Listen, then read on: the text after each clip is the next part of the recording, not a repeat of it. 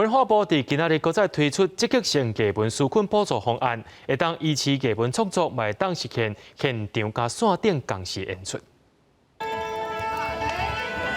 艺文纾困4点控申请已经结束，文化部表示，艺文纾困较属于技能救助金，只是互艺文团体勉强度生活，但是艺文环境估计1年后也真歹恢复正常。所以文化部搁再杀出积极性艺文纾困补助方案，订定3个目标：创作能量那个不中断第2个人才不流失第3个数位那么再进化，不只是艺文表演团队视觉艺术工艺出版文创设计等等的都可以提出来做